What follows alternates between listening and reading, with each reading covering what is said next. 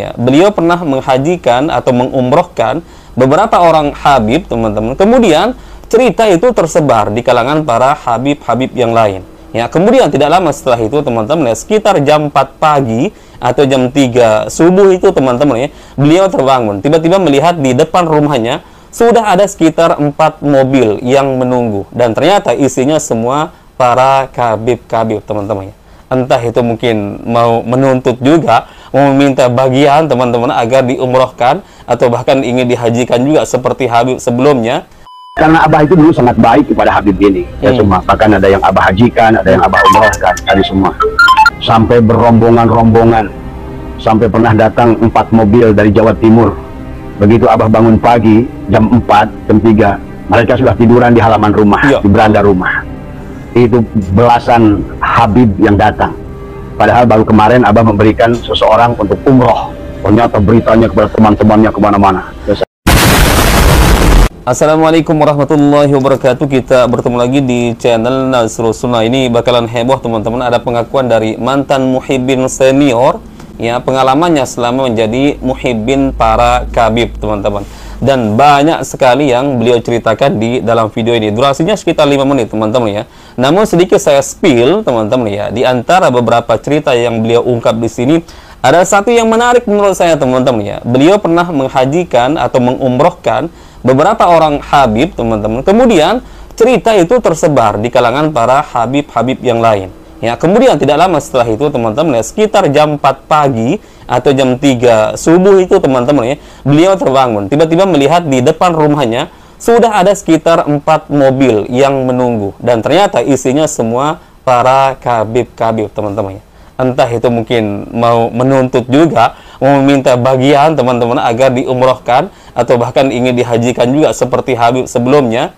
Dan beliau ini mengaku, ya, kerugiannya sudah sekitar 1 miliaran lebih, teman-teman. Ada beberapa barang-barang yang ada di rumahnya yang dijual, ya, dengan begitu saja oleh para Habib-Habib ini, teman-teman, ya. Wallahualam akan kebenaran cerita ini, teman-teman. Akan tetapi kalau kita melihat dari pola tingkah laku para Habib-Habib ini, teman-teman, sangat-sangat mungkin, ya, sudah pernah kita reaction, ya. Ada Habib di majelisnya, teman-teman, dengan begitu entengnya, dengan beralasan maulid Nabi, ini untuk Nabi katanya, tapi menodong para jamaahnya, teman-teman. Ada yang diminta 100 juta.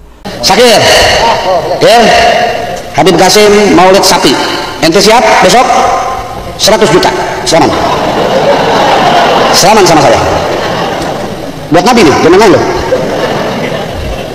Pilih, mau yang sapi 7 apa 100 juta?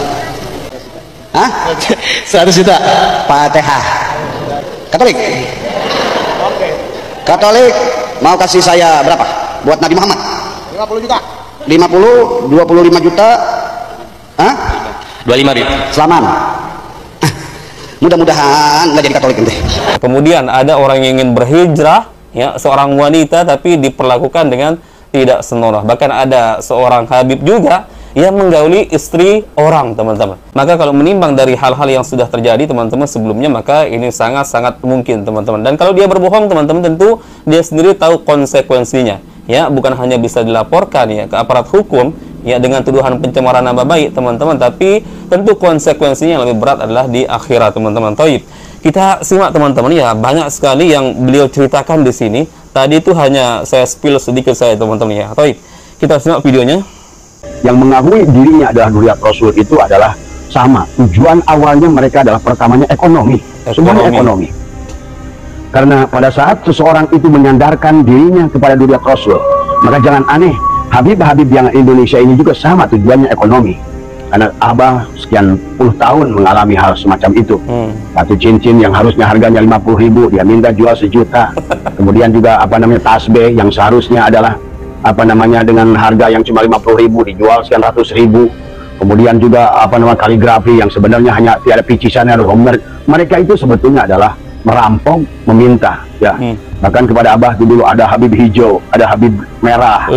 Kalau datang ke rumah, datang keliling. Kemudian Abah ditanya, ada apa, Bib? Ya keliling aja di rumah. Habis itu nuliskan angka 99999. Dia bilang apa? Rumah ini akan kebakaran, tapi harus bayar kifarat 9.999.099.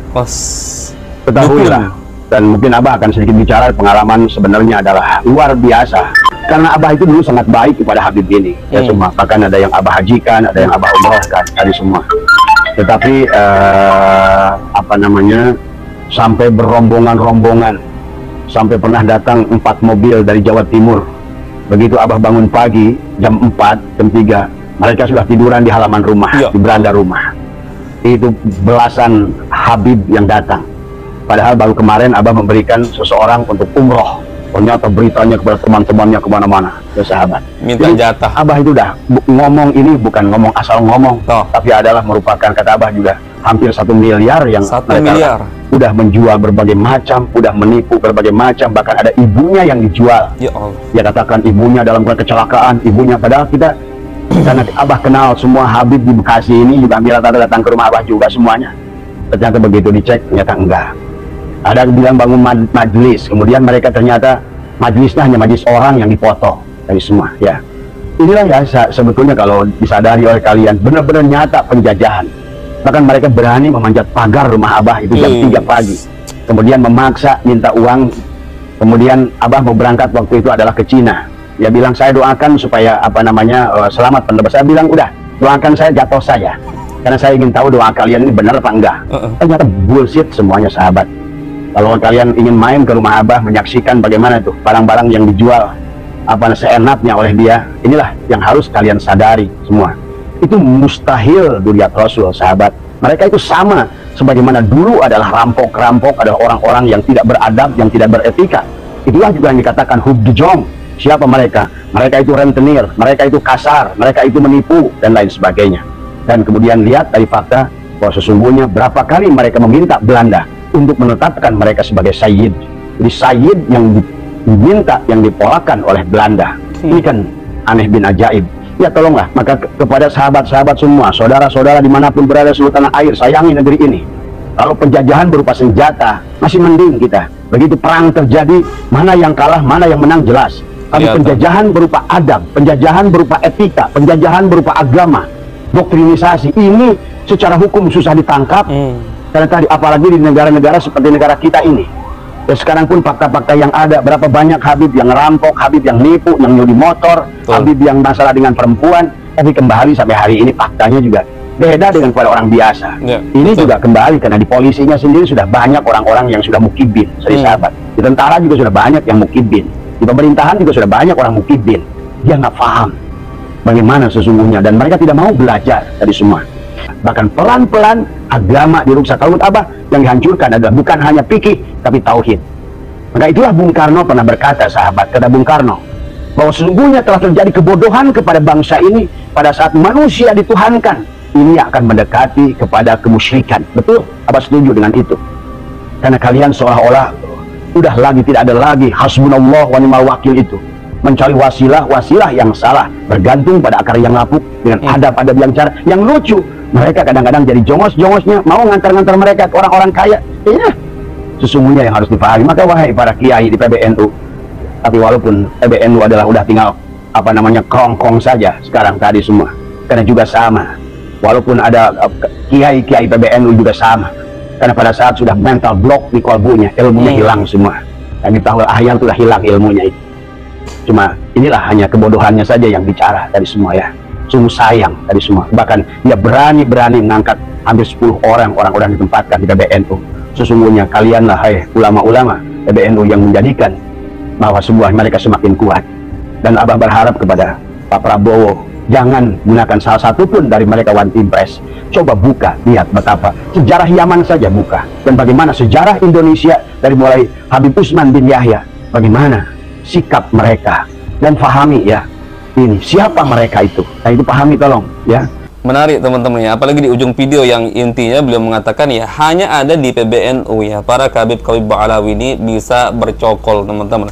Kemudian kalau kita kembali ke cerita beliau selama menjadi muhibbin para Habib-Habib ini, subhanallah banyak sekali yang beliau sudah lewati teman-teman. Tentu pengalaman buruk juga selain yang saya katakan di awal. Bahkan tadi yang menarik juga, beliau seolah-olah menceritakan Habib yang berkelakuan seperti dukun. Ya datang ke rumah beliau tiba-tiba keliling mondar-mandir lihat sana sini.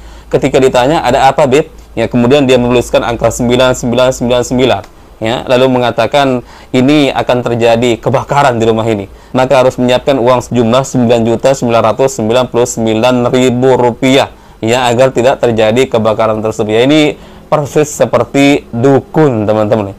Bahkan ada yang menjual katanya batu cincin yang harganya 50.000 dijual seharga 1 juta.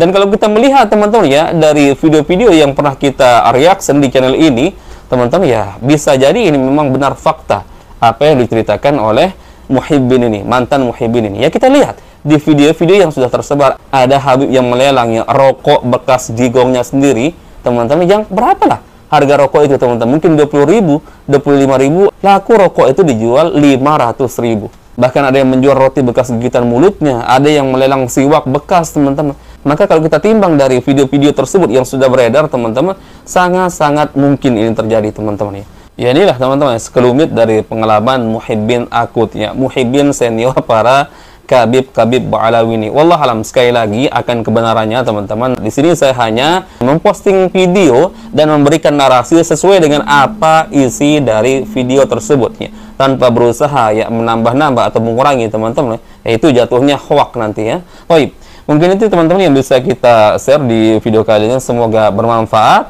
dan semoga, ya, para muhibbin semakin berpikir, teman-teman, dengan banyaknya, ya, bukti-bukti atau fakta-fakta, ya, seperti ini, seperti dari pengakuan Muhibbin senior, Muhibbin akut seperti ini, teman-teman, agar tidak terjadi hal-hal yang tidak diinginkan berikutnya, teman-teman, ya. Baik, insya Allah kita bertemu lagi di video berikutnya. Salam waras, salam akal sehat, barakallahu fikum, assalamualaikum warahmatullahi wabarakatuh.